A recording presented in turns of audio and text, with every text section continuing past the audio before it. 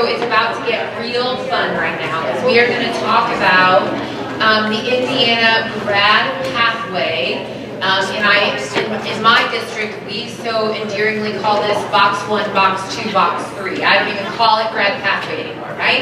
And so everyone in this room, we are well versed in what's happening with the class of 2023. And we're well versed in where the state of Indiana is taking us. And I, as a consumer of the Navient product, is saying this Navient product is going to make this all happen for me because I legitimately cannot track 7,000 students without going absolutely bonkers.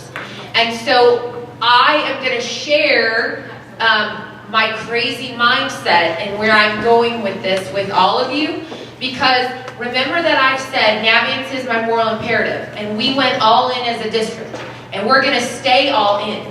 And so when we think about graduation pathways and scholars hitting box 1, box 2, and box 3, I can't add any more staff. I can't add any more responsibilities to anyone. Our counselors cannot literally add one more data tracking point. And I'm going to literally show you a document, and I've redacted all the kids' names, but I'm going to show you the glimpse of the hell that would be coming down the pipe if we weren't thinking differently, right? And so I, in my wildest dreams, and like when I'm supposed to be sleeping at night, I am thinking about how Navient is going to support this and how we're going to upload this information and SAT and ACT, and it's going to be beautiful. And I also know this, the engineers at Navient love me, right? Because I pick up the phone and I call, and I love Joe because I'll call Joe. So when I have a vision and I need it to do something, and I will literally text Joe and I'll say, you and I need to talk. Because I have this idea, and I don't tell me you can't do it, you need to hear me out, and then you need to figure out how to make it work, right? Because the only thing that I care about is the state of Indiana. Like, I know they work in other districts, and that's wonderful. But I care about our Hoosier students, right? So, just for the course of we're all on the same page, right? So we know box 1, right? Everybody knows box 1, graduation, high school diploma. This gives me none stress, right? I have no stress about box 1 of the new grad pathway. So our scholars completing the core 40 with the distinction, right, in academic honors, technical honors, or the general distinction. I have no concerns at all about box 1. I do not lose any sleep about box 1. Because I know that in Navient, I can automate these things, we can upload those diploma types, and again, the program can then tell us where scholars are, right? So we can officially get, you have just checked off box 1. And as Adam shared with you, in 8th grade, our scholars are doing their 4-year plans. Now, 4-year plans are not meant to be, on the shelf, collecting the dust. They dust them off. So when Susan and Jennifer and Brian, when they're meeting with scholars, I promise you there are iterations, there are modifications, we need to take this course again. We need to call an audible, and we need to completely go in a different direction, right? But I am confident that box 1 is a non-issue for my district, right? So here's what I know that we did as a district, right? So up until a few years ago, we required our scholars to have 45 credits to graduate with a core 40 diploma. That was just the way the MSD of Wayne Township worked. So a few years ago, one of the things that we did is we went to our school board, and obviously the law was special education students. When we talked about special education students, were not required to have more credits than what the state law required. Well, in the MSD of Wayne Township, our students with exceptional needs had to have 45 credits. So we went to our school board and we said, we can't do this anymore. We can't have kids on different tracks. So knowing what the state was doing, we were a little ahead of the game because we elected to move all of our credits down to 40. So we wanted to match the state guidelines. Now I will tell you, and Brian and Susan and Jennifer, everyone over there can tell you that the scholars in the MSD of Wayne Township, they have 55 credits, they have 57. I mean, it's an inordinate number. But we have moved to the state requirement to match. And so that has drastically helped us in increasing that graduation rate. That was one of the courageous things we had to do. Because the MSD of Wayne Township, there's a great historical, that's always the way we've done it, right? That's what people say, we've always done it that way. Well, just because we've always done it that way doesn't mean it's the right way. So that was the first kind of thing we had to blow up. We had to say, we have to match the state. So all scholars, 40 credits, I've got no stress, Navient is my vehicle, I'm good, right? Okay, box 2 is what causes me to like have sweats. But if you heard me talk about impact, you are gonna hear me talk about how my sweat is much less, right? So we know that in box 2, we know that kids have to do one of these 3 things, right? They have to have project-based learning, service-based learning, or work-based learning, right? So we know we have all of these options for scholars. So I wanted to take through and I wanted to tell you, what does Wayne Township do? So, and you can see I'm a little bit, I talk a lot, so there's a lot of words up here. So in Wayne Township, we have always been a state leader in PBL, right? So every year we have hosted a PBL conference with Fishers. High school, we're going to be doing it again this year. I will send promotional materials out through Counselor Talk. But so we've been working on embedding employability skills in impact period, which is what I talked about you with in our first session, right? So we've been very intentional about doing that. So it's logical then that we're going to build in a PBL unit within our impact class, right? Doesn't that just make sense? All scholars, 7 through 12, participate in impact. We know we're nailing employability skills, but doesn't it make sense then that we would go back to the very impact, the very thing that drives our school culture, and say to those classes, we're going to weave in a PBL experience for you. That's rooted in the community, that's a real world problem that you and your impact in which you are looping with could tackle. That could be a huge win for those scholars, right? So we want something, we believe, that we can have successful implementation of a PBL unit over the course of a year. We believe we hit that metrics, we hit the state's definition. When we look about work-based learning, so I had to look at data. So you talk about internships, apprenticeships, co-ops. We have about 229 students. That's only 20%. Now remember, at Ben Davis High School, we're graduating about 1,000 kids every year. So really, the work-based learning is not the option for us, and you can see here. So most of those 229 students already qualify for an honors diploma, okay? So those are kind of the same kiddos. So we really believe that using this, it's not going to do a lot to increase our box 2 readiness, right? So if I robust and increase apprenticeships, internships, co-ops, and practicums, I don't believe that I'm going to reap the benefits in which I need to reap, right? So then that takes us to service-based learning. So right now in the MSD Wayne Township, about 60% of all of our students participate in some type of extracurricular. So whether it's athletics, it's clubs, it's choirs, it's anything, they participate. But there's still 40% of kids that don't. So what do we know? What did I say to you? In impact period, we've created clubs, right? Because what do we do with those students? Well, now I can tell you that at Ben Davis, we have 60% of our kids who are participating in clubs. At Ben Davis University, who by the way has 7 years consecutive of 100% graduation rate, they have 80% of their kids participating in clubs, right? And so we believe, and at BDU they have service hours. So those students are getting 3 service hours every 9 weeks. So again, we are confident in both schools that service-based learning is a viable option towards employability skills, right? But again, I'm still missing a large mark of students because I have to get at, we as a collective district have to figure out how to get 100%. So when we move on to post-secondary readiness competency number 3, right? This is the one where we have to be thinking to ourselves like, oh my God, how are we gonna track all this, okay? So if you look here, the state has said we have to get one of these. Okay, so it's an honors distinction, right? So I could hit box 1 and box 3. I could be one of those kiddos.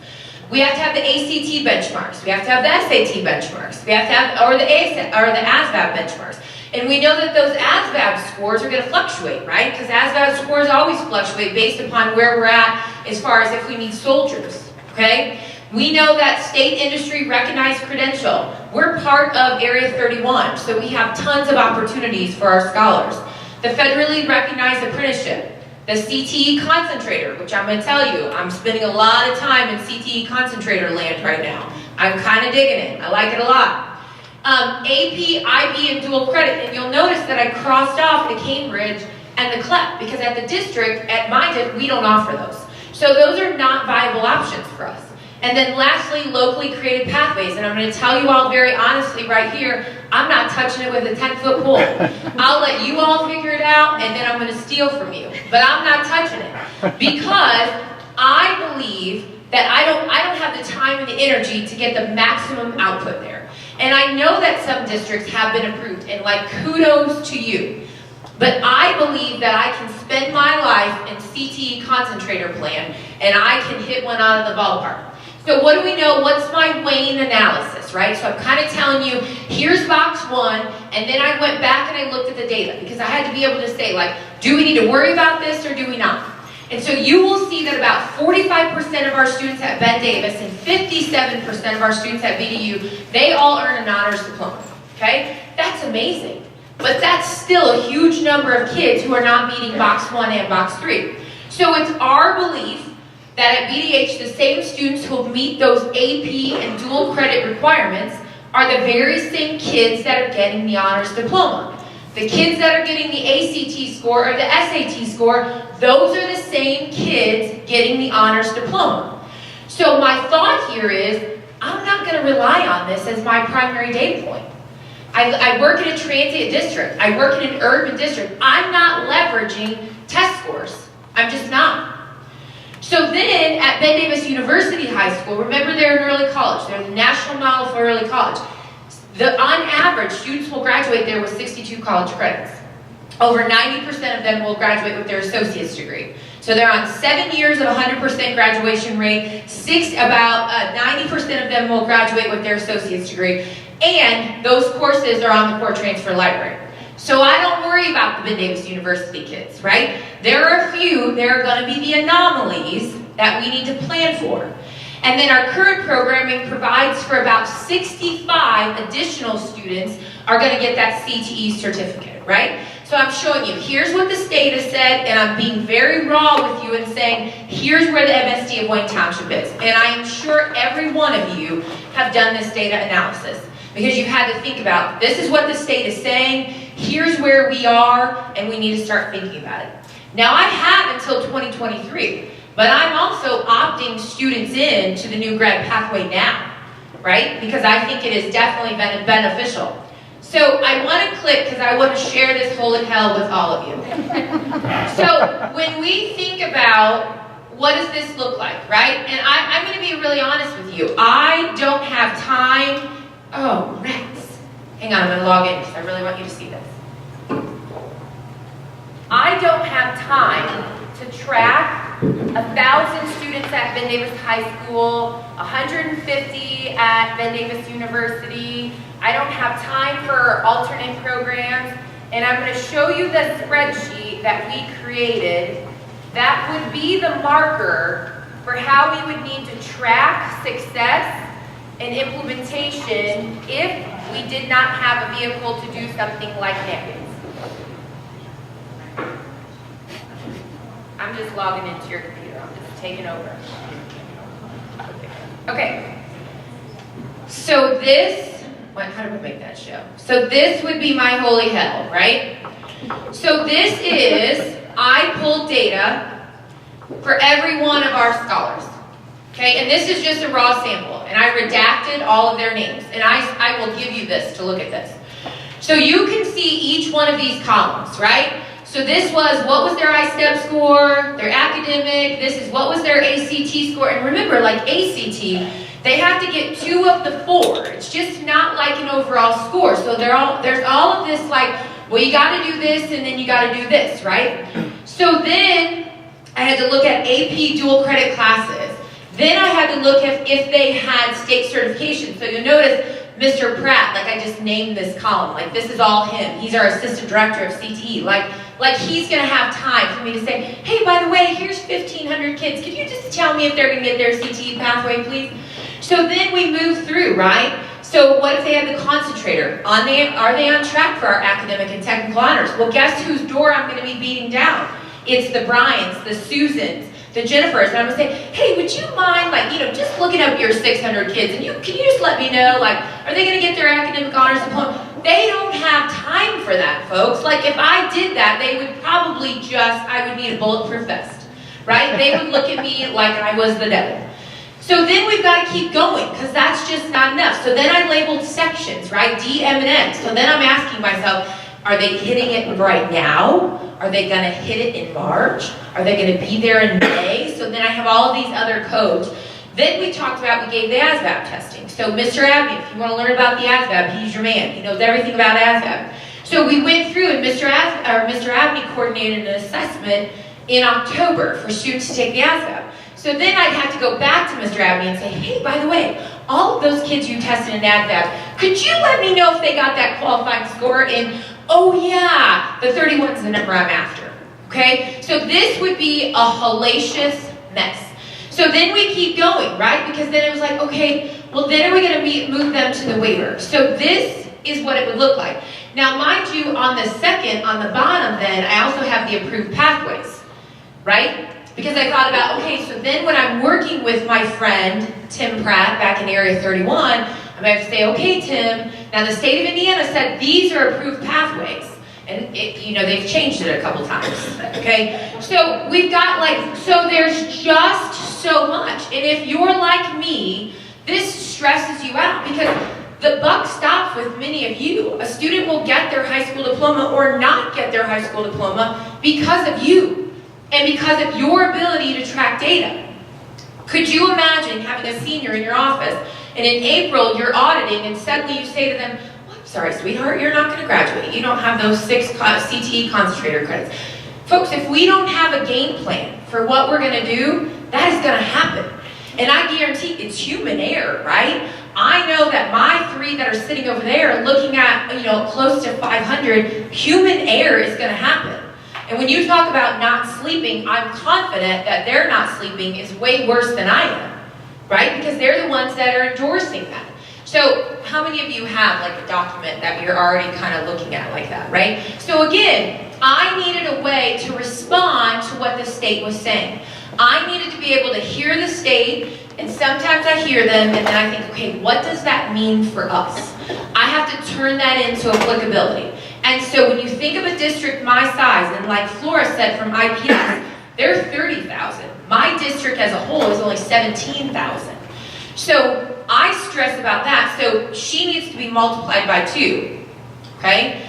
So can you just take me back to the, very good. So this is like my organized chaos. Like I can't do that. I can't do that. I can't live there. I don't want to be anywhere about that. So I had to start thinking about how am I going to utilize and what am I going to do differently, right? So my goal here is I'm going to capitalize on what is already in place. And what we've heard today and through the MSD of Wayne Township and Decatur is Navigance is in place. So Navigance is there. So I need a vehicle to help get me there, right? And I need a way that virtually all of our students have the ability to hit this new pathway prior to their last semester of high school. So my goal in my office is that I've got them there by their 7th semester. Because if I need to go back and do any remediation catch-up, we're about a 15-16% mobility district. So our scholars are coming in and out quite frequently. We share some scholars with MSD of Decatur. Chris makes them mad, they come back. No, I'm just kidding. Something like that happens. But we have a very mobile district, and so we have to think about how are we going to catch those kids up. So that's where we're working at, right?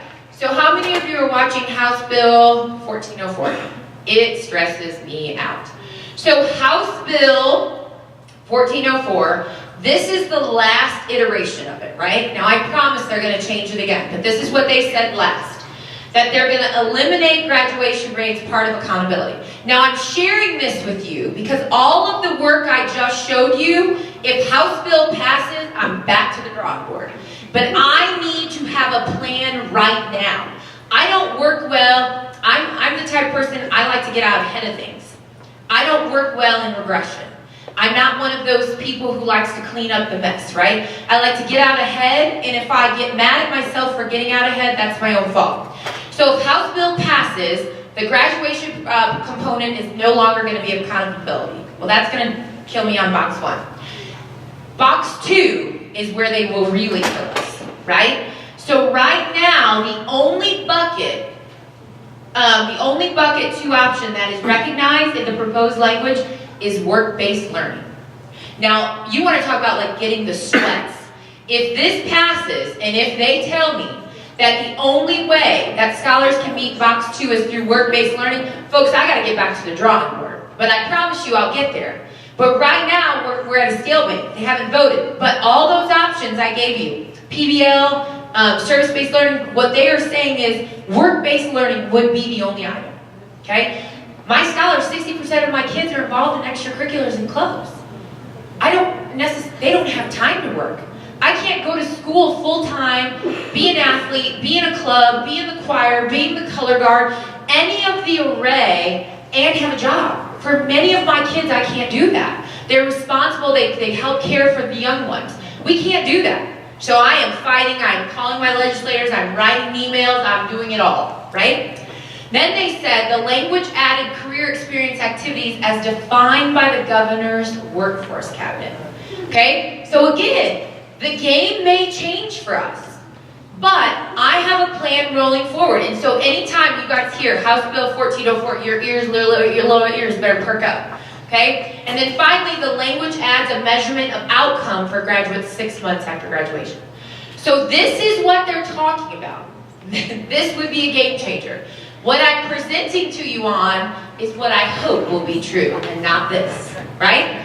But my goal is to show you what does it look like. So at Ben Davis High School, let's go back to impact period. Because remember I told you box 2 is what causes me concern. Box 2 is where it's at. Because box 2, those are my exceptional learners. Those are my students with disabilities, right? Those are typically those kiddos who aren't involved in clubs and extracurriculars. They're not going to get the academic honors. They're not going to get the SAT, ACT score. But my God, they're going to graduate from high school. So I have to think about, how am I going to make this happen? So PBL, service-based learning, and work-based learning, okay? So the first thing that we're going to do is we're going to develop project-based learning units centered upon employability skills 9 through 12 at Ben Davis High School and BDU. This design will show that students complete 2 successful semesters of the PBL unit. These units will be designed during this school year. It's happening right now. Because remember I told you I have a district leadership team of 7 through 12. We meet every semester and we meet in a week in the summer. And so we are embedding this. And the work will be memorialized through Navient's Success Planner. And I'm going to show you what, because the other thing I want to say is like, is the state going to have a police officer that's going to come check like my box number 2, right? I mean, it's not going to happen, but I'm sure we're going to get audited. I'm sure we're going to have questions. I'm sure they're going to ask, how do you know, right? And so we need to make sure that we have a robust vehicle for showing them that information, for ensuring that our scholars have hit that threshold. And not only just hit it, but they've hit the proficiency of it. So Navient's is going to be my vehicle for memorializing that, right? So my second approach. So looking at the current system of work-based learning, okay? So again, I told you 20% of our students are going to be there. And so I believe using work-based learning without a major increase in participation will do little to increase that number. I shared that with you. I'm not spending a lot of time here. When it comes to work-based learning, I'm going to go with my 20%. And I'm just going to keep it moving. Because I don't have the investment in human capital, and I don't have the money to support the scholars out in the work-based learning environment, right? So that's not my big bang for my buck, right? And then service-based learning, again, so you look at the way the state is defining it. It's exceptionally easy to document through extracurricular and co-curricular. If you looked at what the state said, it's beautifully done. However, the disparity in involvement is the key. So if I am on a junior varsity team and I play for a week, does that count? If I do a club and go for 2 hours, does that count, right? So we have this variance in participation. And you're sure that amongst the state with our colleagues, this is going to be a huge conversation. So again, my concern in the MSD of Wayne Township is that's going to be really difficult to quantify for the success of kids, right? So who am I to say that one experience is more robust than another? And I sure don't want to be on the half as administrators saying, well, I'm sorry, your club's not rigorous enough for your scholars to get the service-based learning, that's not going to count. I mean, how awful, right? But this is where we're headed. And so, however, I do know that these things have tremendous experiences for us. So in order to do this, we're going to develop check sheets and rubrics. And our scholars are going to engage in these along with their coaches and their sponsors, and guess where it's going to happen? It's going to happen in Navient. Because I have the ability within Navient to have my scholars complete a task by responding to a journal activity.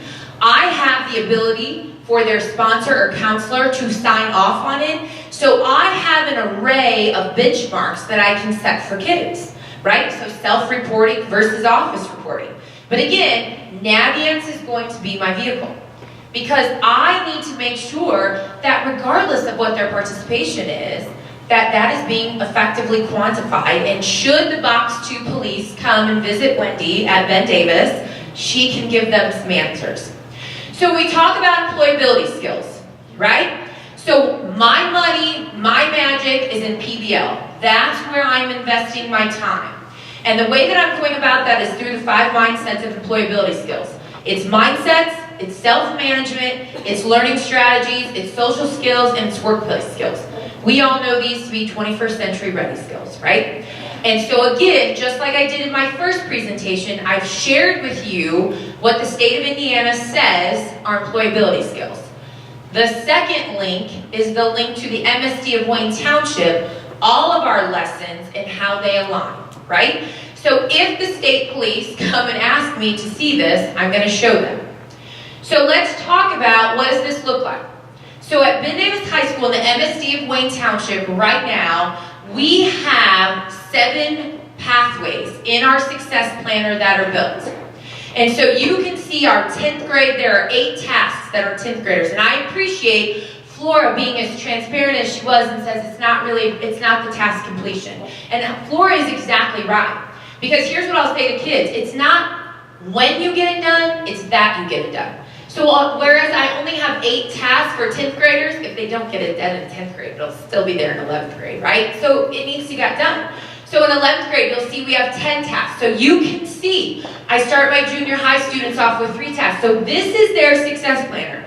And then you're going to see that I have started to build the Graduation Pathways Success Planning Program, right? And right now, there are only 5 tasks there, but I'm going to share to you how that's going to branch off, right? So right now, regardless of where my scholars are, they're all going to be assigned the Graduation Pathways Success Planner, because this is where we're going to have to start having some conversations. So, we talked about 4-year planning. You heard Adam say, in the MSD of Wayne Township, we have 10 academic plans for our students to choose from. So one of the very first tasks on Graduation Pathway is we need them to know what diploma it is they're hoping to aspire to achieve. So remember I told you that Ben Davis University High School is a separate early college high school. So scholars there will graduate high school, they will graduate from Vincent's University, oftentimes they graduate college before high school, but it all works out. And so scholars there that choose to go to Ben Davis University will choose one of these 4 majors.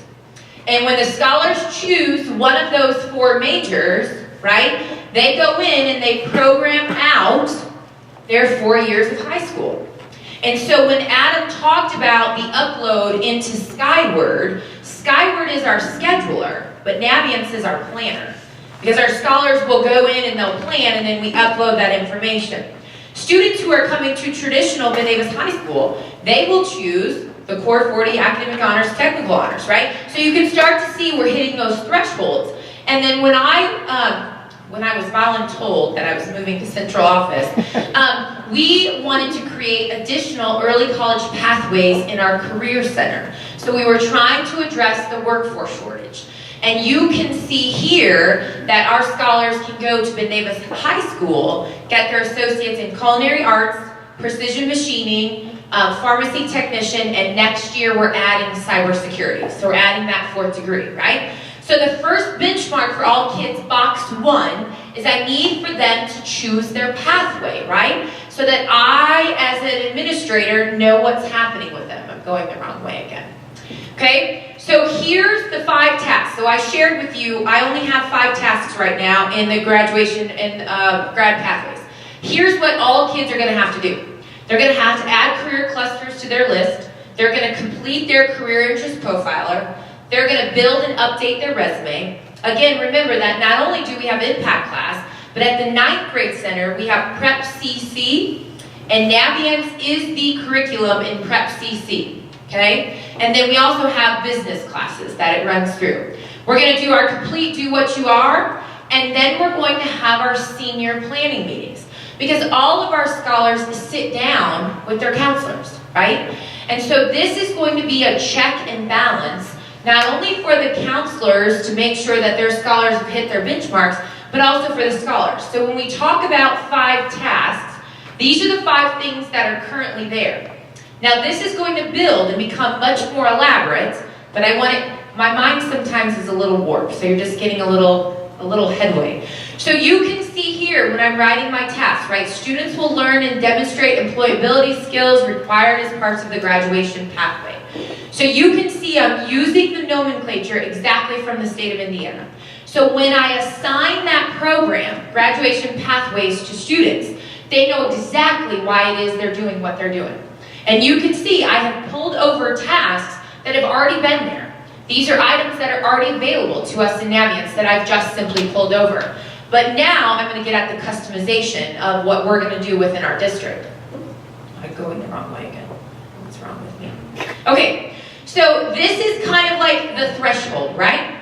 So students are going to meet with their counselor, or they're in 8th grade, and we haven't even worked out all the fine details. Like Brian and Susan and Jennifer have never seen this before, because this is all in my head right now, and then we're going to sit down.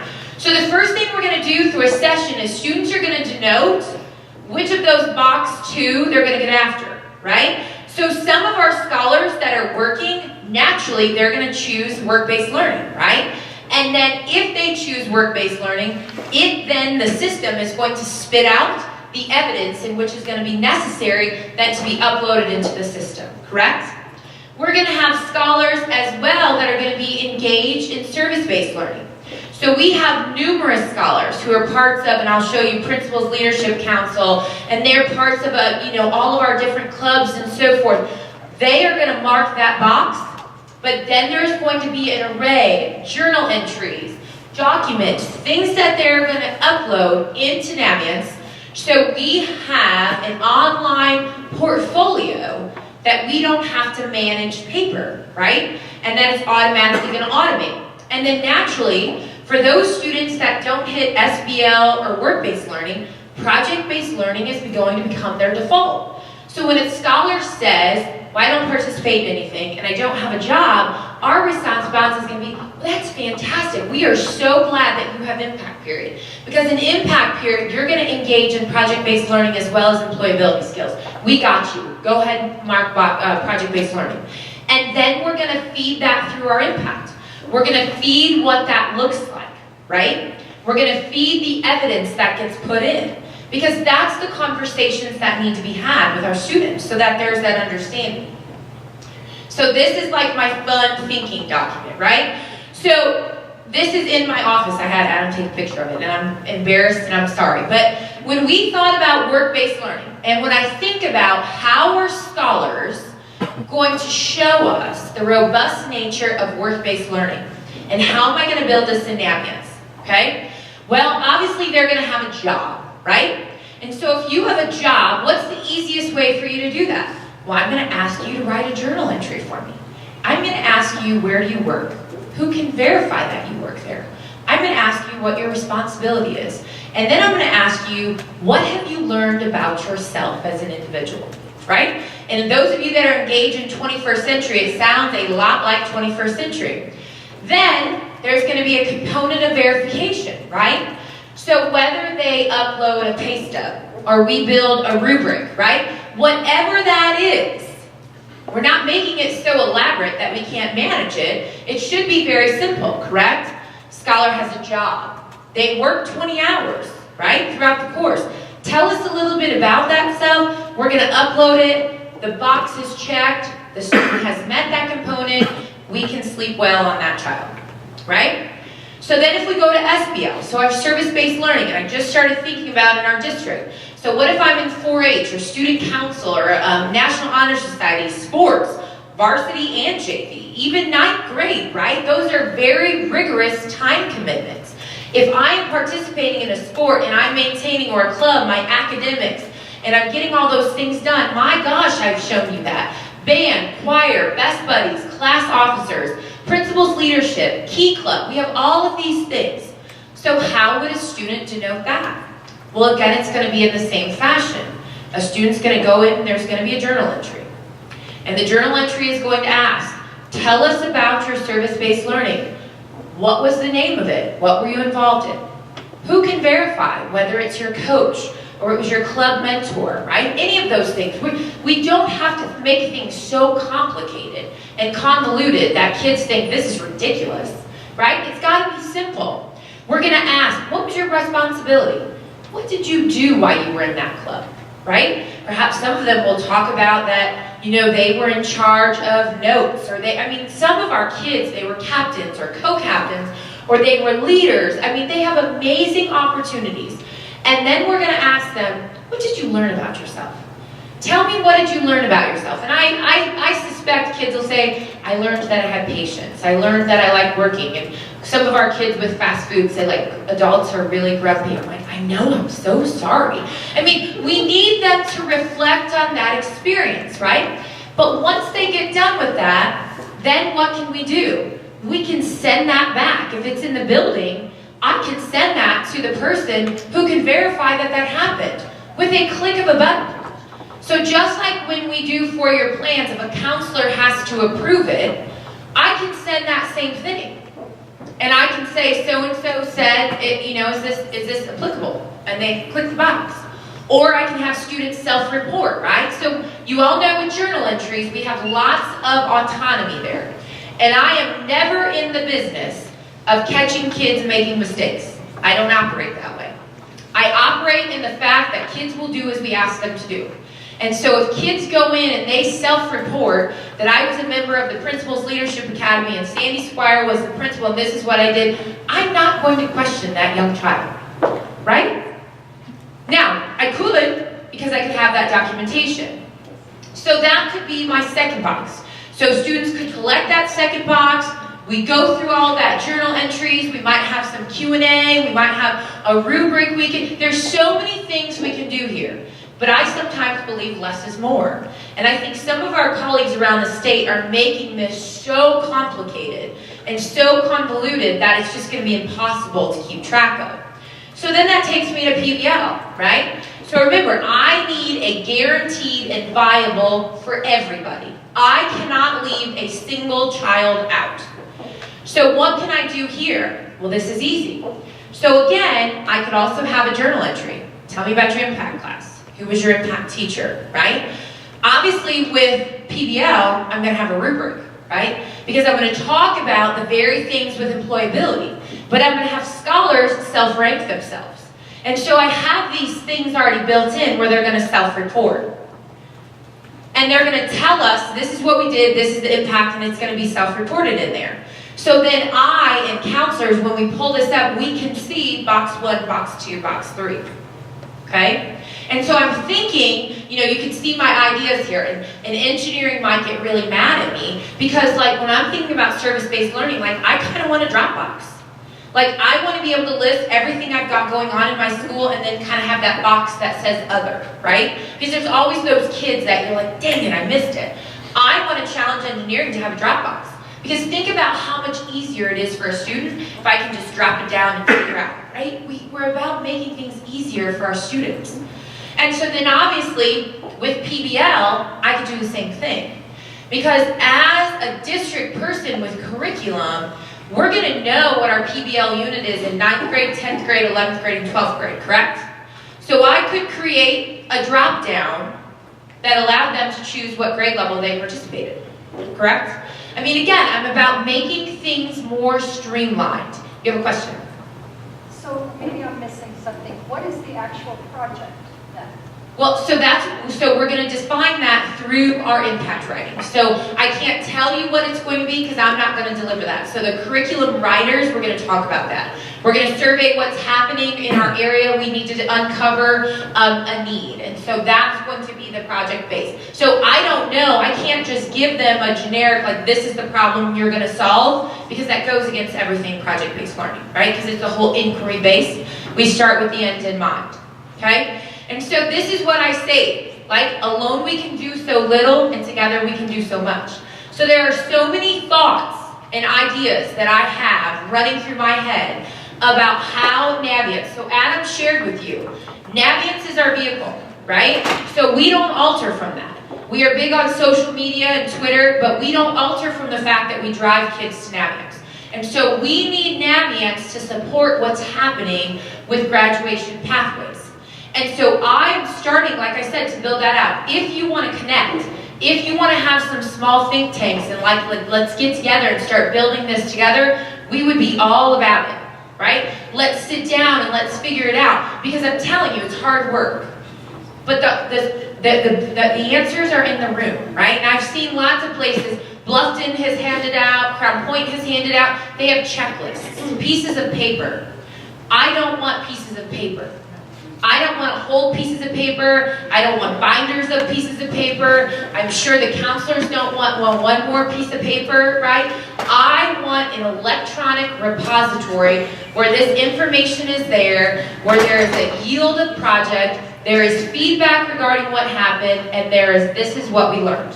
And it can all be aligned to the ASPE standards. So when and if the Department of Education send the Box 2 police out to come get me, I know, like, let me go to my historical documents and try to find this. We can log into a Scholar and we can pull this information up. So my challenge to everyone in the room is, I'm not sure where you are in the process, right? And it can be very overwhelming. We are on the road. So if you would like to continue engaging and thinking about how do you build, because some of the things we'll have in Google, and Navient will link us to Google, but the goal is that Navient is going to be our checkmark, right? So we literally, our counselors can run reports, they can pull, just like we do right now, how many students have not applied to college. We would do that very same thing for how many scholars have not met Box 2, how many scholars are not on track to meet Box 1. So we are working in a proactive fashion rather than being reactive. And so that's kind of where the movement's at. That's where our money's at. And so I will be spending kind of the rest of the year this year praying that House Bill, nothing changes, but I'm building this out to its inception. So when a scholar goes back and they choose in that checkbox, it's automatically going to automate what they need to do, right? And so it's going to be a checks and balance system, because that's how we hold each other accountable. That's how we meet the benchmark that the state of Indiana has given us without killing ourselves and inundating ourselves with extra work, right? So, you know how to find me, right?